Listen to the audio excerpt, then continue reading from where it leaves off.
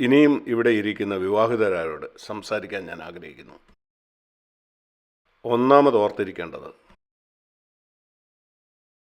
ദൈവമാണ് വിവാഹം സ്ഥാപിച്ചത്. നിങ്ങളുടെയോ മറ്റാരുടെയോ ആശയമല്ലത്. ദൈവം എന്തുകൊണ്ടാണ് ആദാമിനു വേണ്ടി ഒരു ഭാര്യയെ സൃഷ്ടിച്ചത്? നമുക്കത് നോക്കാം. ഉൽപ്പത്തി പുസ്തകം 2-ാം അധ്യായം 18-ാമത്തെ വാക്യം. എന്താണ് അവിടെ പറയുന്നത്? മനുഷ്യൻ ഏകനായിരിക്കുന്നത് നന്നല്ല, ഞാൻ അവന് തക്കതായ ഒരു തുണ ഉണ്ടാക്കി കൊടുക്കും എന്ന് ദൈവമാണ് പറഞ്ഞത്. ദൈവം എന്താണ് പറഞ്ഞത്? ഇവന് കുട്ടികൾ ജനിക്കണം, അതുകൊണ്ടൊരു ഭാര്യ വേണം. അല്ല, ചിലർ വിവാഹം കഴിക്കുന്ന മക്കളുണ്ടാകാനാണ്. അത് തെറ്റാണെന്നല്ല, എന്നാൽ ദുഃഖത്തോടെ ഞാൻ പറയട്ടെ, ചിലർ വിവാഹം കഴിക്കുന്നതിനാണ്. എന്നാൽ പ്രാഥമികമായിട്ടും അതല്ല. ഒരു സ്ത്രീയോ പുരുഷനോ ഏകനായിരിക്കുന്നത് നന്നല്ല. അതിനെതിരായിട്ടുള്ള കാര്യം ഒരു കൂട്ടായ്മയാണ്. വിവാഹം പ്രാഥമികമായിട്ടും കൂട്ടായ്മയ്ക്ക് വേണ്ടിയാണ്. ഭാര്യയും ഭർത്താവും തമ്മിലുള്ള കൂട്ടായ്മ വർദ്ധിച്ച് വരുന്നുണ്ടെങ്കിൽ അതാണ് ദൈവം നിങ്ങളെക്കുറിച്ച് ആഗ്രഹിക്കുന്ന ഒന്നാമത്തെ കാര്യം. കുഞ്ഞുങ്ങൾ ഉണ്ടാകുക എന്നുള്ളത് ഈ ലോകത്തിൽ എങ്ങനെയും ജീവിക്കുന്ന ആർക്കും സാധ്യമായ ഒരു കാര്യം മാത്രമാണ്. ഒന്നാമത്തെ കാര്യം, മനുഷ്യൻ ഏകനായിരിക്കുന്നത് നന്നല്ല. ഇന്ന് ഞാൻ പറയും, ഒരു സ്ത്രീക്കും അത് നന്നല്ല.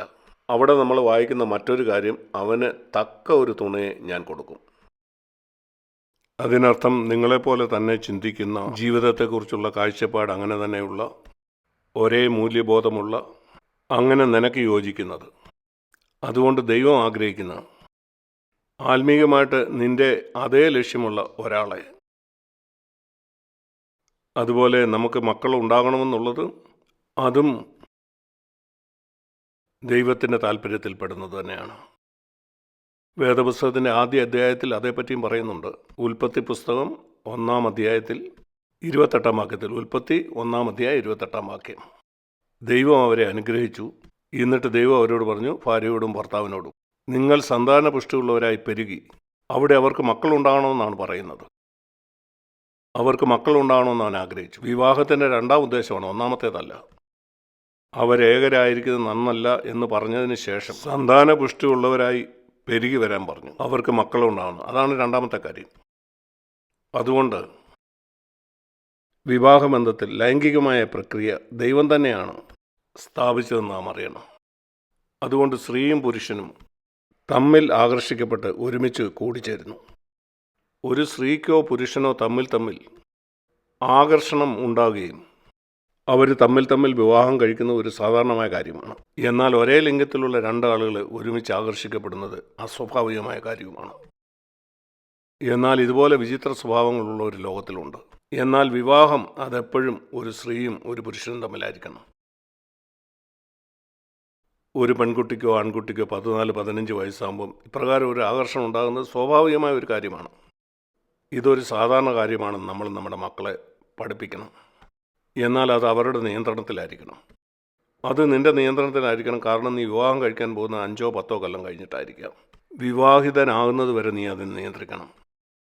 എന്നാൽ നിങ്ങൾ വിവാഹിതനാണെങ്കിൽ ആ ഭാര്യയും ഭർത്താവും തമ്മിലുള്ള ലൈംഗിക ബന്ധം സ്വാഭാവികമായ ഒരു കാര്യം മാത്രമാണ്. എന്നാൽ ആ വികാരം നിങ്ങളുടെ നിയന്ത്രണത്തിലായിരിക്കണം. ദൈവവചനത്തെ ഞാനത് കാണിച്ചുതരാം. 1 കൊരിന്തി. ദൈവവചനം ഇതെല്ലാം വ്യക്തമായി പറയുന്നുണ്ട്.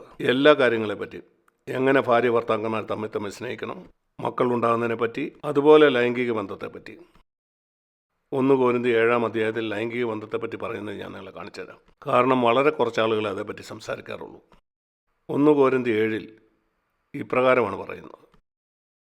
ഭാര്യ ഭർത്താക്കന്മാർ തമ്മിലുള്ള ഈ ലൈംഗിക ബന്ധത്തെ ഒരു കടമായിട്ടാണ് പറയുന്നത്.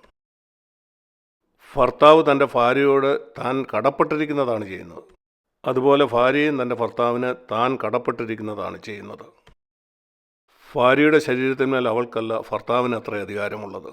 അങ്ങനെ ഭർത്താവിൻ്റെ ശരീരത്തിന്മേൽ അവനല്ല, ഭാര്യയ്ക്കാണ് അധികാരം. അതുകൊണ്ട് ലൈംഗിക ബന്ധത്തിനുള്ള അവസരം തമ്മിൽ നിഷേധിക്കരുത്. ഒരു ഉപവാസത്തിലിരിക്കുമ്പോഴല്ലാതെ, ഒരു നേരത്തെയോ 2 നേരത്തെയോ ഭക്ഷണം ഉപേക്ഷിച്ച് നിങ്ങൾ ഉപവസിക്കുന്നത് പോലെ ലൈംഗിക ബന്ധത്തിൽ ഇതുപോലെ നിങ്ങൾക്ക് ഉപവാസം എടുക്കാൻ കഴിയും. പ്രാർത്ഥനയ്ക്കുള്ള അവസരത്തിനായിട്ട് തമ്മിൽ സമ്മതത്തോടെ നിങ്ങൾക്ക് അങ്ങനെ ചെയ്യാനായിട്ട് കഴിയും. പിന്നെയും നിങ്ങൾ ചേർന്ന് വരണം. 5-ാം വാക്യം. കാരണം നിങ്ങളുടെ ഇന്ദ്രിയങ്ങളെ നിങ്ങൾക്ക് ജയിക്കാൻ കഴിയാത്തതുകൊണ്ട് പിശാച് നിങ്ങളെ പരീക്ഷിക്കാനായിട്ടിടയുണ്ട്. നമ്മളിവിടെ കണ്ട് ഭാര്യ ഭർത്താക്കന്മാരുടെ ലൈംഗിക ബന്ധം ദൈവം സ്ഥാപിച്ച ഒരു കാര്യമാണ്, പ്രത്യേകിച്ച് പുരുഷൻ്റെ കാര്യത്തിൽ പ്രലോഭനങ്ങളെ ജയിക്കാനായിട്ട്. അതുകൊണ്ട് സ്ത്രീ ഈ മേഖലയിൽ തൻ്റെ ഉത്തരവാദിത്വം നിറവേറ്റാതെ തൻ്റെ ഭർത്താവിനെ പ്രലോഭനങ്ങൾക്ക് വിട്ടുകൊടുക്കാൻ പാടില്ല. അതവിടെ ഉത്തരവാദിത്വമാണ്. പല സ്ത്രീകൾക്കും മക്കളോടുള്ള ഉത്തരവാദിത്വത്തെപ്പറ്റി നല്ല ബോധ്യമുണ്ട്. വസ്ത്രവും ഭക്ഷണവും ഒക്കെ കൊടുക്കുന്നതിൻ്റെ ഉത്തരവാദിത്തമാണ്. എന്നാൽ ഈ മേഖലയിൽ ഭർത്താവിനോടുള്ള തൻ്റെ ഉത്തരവാദിത്വം പല സ്ത്രീകളും മനസ്സിലാക്കാറില്ല. പുരുഷനെ പോലെ അത്രയും ലൈംഗികത സ്ത്രീക്ക് താല്പര്യമില്ലാത്തതുകൊണ്ട് അവൾക്ക് പലപ്പോഴും മനസ്സിലാകില്ല ദൈവമാണ് പുരുഷന് താല്പര്യം കൊടുത്തെന്നും അത് പൂർത്തീകരിക്കേണ്ടത് അവിടെ ഉത്തരവാദിത്തമാണെന്നും അവൾ മനസ്സിലാക്കണം. ഞാനിവിടെ പറയാൻ ശ്രമിക്കുന്നത് 4-ാം വാക്യത്തിൻ്റെ ആദ്യ ഭാഗത്ത് പറയുന്ന പോലെ ഭാര്യ ഈ കാര്യം മനസ്സിലാക്കണം. ഭാര്യയ്ക്കല്ല തൻ്റെ ശരീരത്തിന്മേൽ അധികാരമുള്ളത്. എൻ്റെ ശരീരത്തിൽ തുടരുതെന്ന് പറയാനുള്ള അധികാരം ഭാര്യയ്ക്കില്ല. അങ്ങനെയെങ്കിൽ നിങ്ങൾ വിവാഹം കഴിക്കരുത്. ഞാൻ എല്ലാ സ്ത്രീകളോടും പറയുന്നത്, നിൻ്റെ ഭർത്താവിനോട് ഈ മനോഭാവം ഇല്ലെങ്കിൽ നീ ഒരിക്കലും വിവാഹം കഴിക്കരുത്. നീ വിവാഹം കഴിക്കുന്നതോടെ നിൻ്റെ ശരീരത്തിന്മേൽ നിനക്കുള്ള അവകാശമില്ലാതാവും. അത് നിൻ്റെ ഭർത്താവിൻ്റെയാണ്. ഞാൻ പറയുന്ന ഇതല്ല, ഭർത്താവ് തൻ്റെ ഭാര്യയുടെ ശാരീരികവും മാനസികവുമായ അവസ്ഥയെക്കുറിച്ച് മൂഢനും വിവേകമില്ലാത്തവനുമായിരിക്കണമെന്നല്ല. 4-ാം വാക്യത്തിൽ തന്നെ അതിൻ്റെ മറുപുറം ഭർത്താവിനും തൻ്റെ ശരീരത്തിന്മേൽ അധികാരമില്ല എന്നാണ്. ഭാര്യയ്ക്കാണ് അതിന്മേൽ അവകാശം. അതിനർത്ഥം എന്താ? നിങ്ങൾ പറയാണ് അതിൻ്റെ അർത്ഥം ഇതാണ്, അവിടെ ഭർത്താവുമായിട്ട് എപ്പോഴും ലൈംഗിക ബന്ധത്തിൽ ഏർപ്പെടാൻ അവൾ തയ്യാറായിരിക്കണം. അവൻ എപ്പോഴും തയ്യാറാണോ? അതല്ല ഇവിടെ അർത്ഥമാക്കുന്നത്. നിൻ്റെ ശരീരത്തിന്മേൽ നിനക്കല്ല അധികാരം. അതിനർത്ഥം ഭർത്താക്കന്മാരെ ശ്രദ്ധിച്ച് കേൾക്കുക, നിൻ്റെ കണ്ണിന്മേൽ നിൻ്റെ ഭാര്യയ്ക്കാണ് അധികാരമുള്ളത്. ലൈംഗിക കാര്യത്തിൽ മാത്രമല്ല, അതിന് നീ എപ്പോഴും ഒരുക്കമുള്ളവനായിരിക്കാം. നിൻ്റെ കണ്ണിന്മേൽ അവൾക്ക് അവകാശമുണ്ട്. നീ ഓഫീസിൽ പോകുമ്പോൾ, നീ റോഡിൽ കൂടെ നടക്കുമ്പം, നീ കമ്പ്യൂട്ടറിന് മുമ്പ് ഇരിക്കുമ്പോൾ നിനക്ക് പ്രലോഭനം ഉണ്ടാകുമ്പോൾ ഭർത്താവിന് തൻ്റെ ശരീരത്തിന്മേൽ അധികാരമില്ല എന്ന കാര്യം നീ ഓർക്കണം. അപ്പം നിൻ്റെ ഭാര്യ അവിടെയില്ല. അപ്പോഴും നിൻ്റെ ശരീരത്തിന്മേൽ അവൾക്കാണ് അധികാരം. ഇതുപോലെ നീ നിൻ്റെ ഭാര്യയോട് നിൻ്റെ ശരീരത്തിന്മേൽ എനിക്കാണ് അധികാരം എന്ന് പറയുന്ന പോലെ നിൻ്റെ ശരീരത്തിന്മേൽ നിൻ്റെ ഭാര്യയ്ക്കാണ് അധികാരം. നിൻ്റെ കണ്ണിനെ കൺട്രോൾ ചെയ്യാനുള്ള അവകാശം അവൾക്കുണ്ട്. നിൻ്റെ ഭാര്യയുടെ ശരീരത്തിന്മേലുള്ള അവകാശം സ്ഥാപിക്കുവാൻ ആഗ്രഹിക്കുന്ന നീ നിൻ്റെ ശരീരത്തിന്മേൽ അവൾക്കുള്ള അധികാരം അംഗീകരിക്കുന്നവനാണോ? നിൻ്റെ കണ്ണ് എന്ത് കാണണമെന്ന് അവൾ തീരുമാനിക്കുന്ന അംഗീകരിക്കാൻ നീ തയ്യാറാണോ? ആരെയൊക്കെ കാണണം, ആരെയൊക്കെ കാണരുത്, നിൻ്റെ ഓഫീസിൽ എങ്ങനെ സംസാരിക്കണം, നിൻ്റെ ഭാര്യയുടെ സാന്നിധ്യമില്ലാത്തവരടുത്ത് പല പുരുഷന്മാരും നിയന്ത്രണമില്ലാതെ സംസാരിക്കാറുണ്ട് അവരുടെ കൂടെ ഓഫീസിൽ ജോലി ചെയ്യുന്ന സ്ത്രീകളോട്. ഒരുപക്ഷെ നിങ്ങൾ ഇന്ത്യക്കാർക്ക് അത് കുഴപ്പമില്ലെന്ന്.